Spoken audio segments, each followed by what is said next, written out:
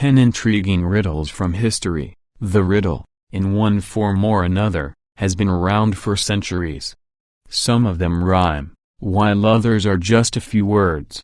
Collected below are 10 of the best, most popular, beloved, and challenging riddles from history.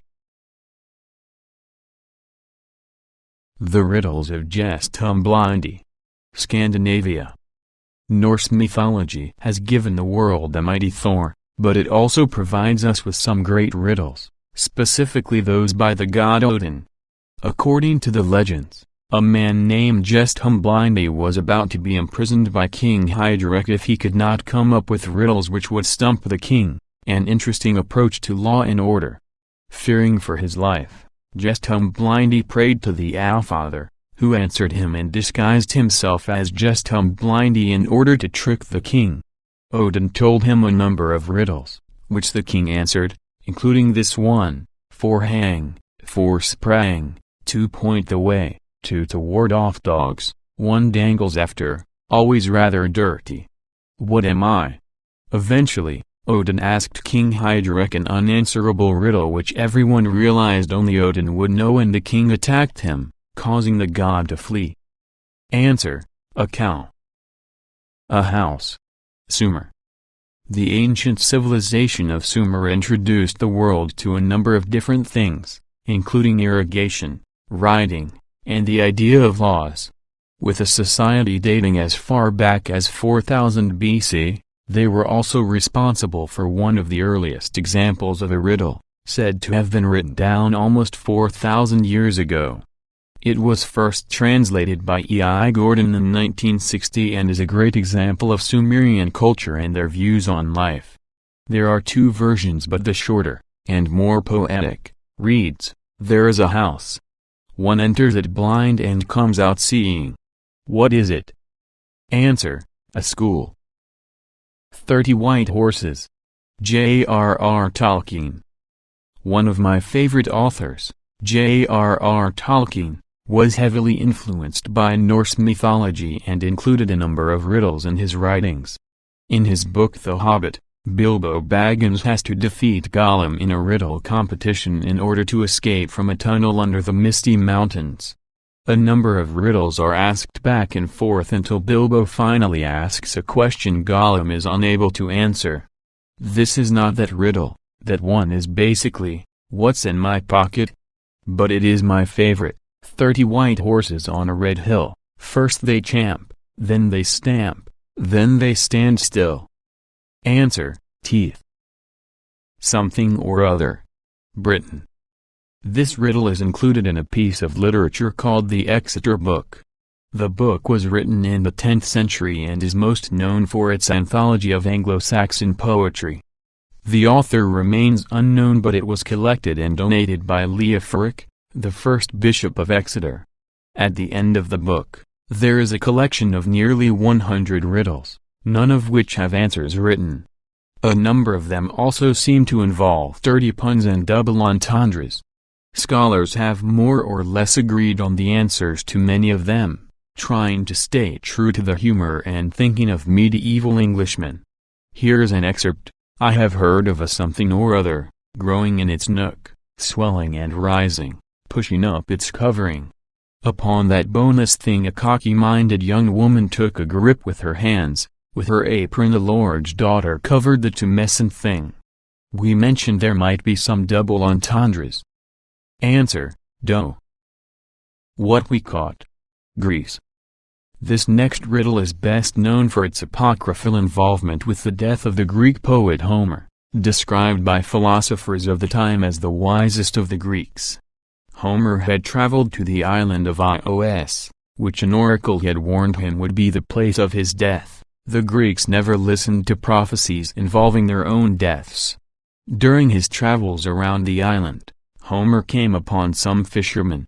He asked them how their day was going and they responded with this riddle: "What we caught, we threw away, what we didn't catch, we kept." What did we keep? Unable to solve the riddle, Homer eventually died on the island, refusing to leave until he discovered the answer. Answer: lice.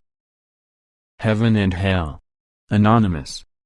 This is another classic riddle and one which may be better known than most of the examples on this list. My favorite example involves Carroll Pilkington. If you watch the above video, prepare to laugh.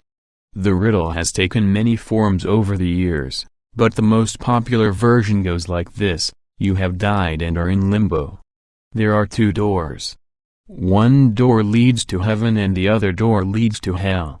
There are two guardians, one by each door. One guardian always tells the truth and the other guardian always lies. What one question can you ask a guardian to find out which door leads to heaven? Answer: if I asked the other guardian which door leads to heaven, what would he tell me? Who has the fish? Albert Einstein. This one is a riddle from one of the smartest men who ever lived, Albert Einstein. In fact, tradition says he came up with it as a child. While not a riddle in the traditional sense, it is still an interesting gauge of one's intellect and focus. Einstein once famously opined that only 2% of the population would be able to solve it. Some people argue that he meant only 2% could do it in their head and that many more people could solve it on paper. The riddle is as follows. There are 5 houses, with 5 occupants, each with a different color house, different beverage of choice, different favorite brand of cigarette, and a unique pet. The goal is to figure out who owns the fish. Here is all the info you get. 1. The Englishman lives in the red house. 2. The Swede keeps dogs. 3. The Dane drinks tea. 4. The green house is just to the left of the white one. 5. The owner of the green house drinks coffee. 6. The Pall Mall smoker keeps birds. 7. The owner of the yellow house smokes Dunhills. 8. The man in the center house drinks milk. 9. The Norwegian lives in the first house. 10. The blend smoker has a neighbor who keeps cats. 11. The man who smokes Blue Masters drinks beer. 12. The man who keeps horses lives next to the Dunhill smoker. 13. The German smokes Prince. 14. The Norwegian lives next to the blue house. 15. The blend smoker has a neighbor who drinks water. Answer: the German. Samson's riddle. Israel. Samson, better known for his superhuman strength than his mind, came up with one of the top riddles of all time. He was having a feast for some of his acquaintances when he decided to make a little wager. If his guests could answer the riddle, Samson would give them 30 articles of fine clothing. If they failed, they would have to do the same for him. They agreed, and Samson told them the following riddle: out of the eater came something to eat, and out of the strong came something sweet. They were unable to solve the riddle, probably because you would had to have been there to get it. Later, Samson's wife tricked him into telling her the answer, which she promptly gave to his guests. Angered, Samson killed 30 men of the same town, stole their clothes, and gave them to the winners of his riddle contest. Answer: bees making a honeycomb in the carcass of a lion he had killed. A Raven. Lewis Carroll. One of the most beloved authors of all time, Lewis Carroll, gives us our next riddle. In his book, Alice's Adventures in Wonderland, Alice is at a tea party with the Mad Hatter, who decides to give her a riddle: why is a raven like a writing desk? No answer is given because, when Alice gives up, the Mad Hatter admits he doesn't know the answer either. Many famous people have subsequently put forth their own solutions, with the best probably being author Aldous Huxley's because there is a B in both and an N in neither, and puzzle enthusiast Sam Lloyd's the notes for which they are noted are not noted for being musical notes. However, Carroll himself actually did provide an answer to his famous riddle, mostly because fans would not stop hounding him about it. Carroll's answer: because it can produce a few notes, though they are very flat, and it is never put with the wrong end in front. Note the spelling of never. The hardest logic puzzle ever. George Boolos. A riff on the heaven-hell riddle we mentioned earlier. This riddle was developed and published in 1996 by the American philosopher and logician George Boolos, although it was inspired by Raymond Smullyan, the designer of a number of logic problems. There are 3 gods on an island. One god always tells the truth and another always lies.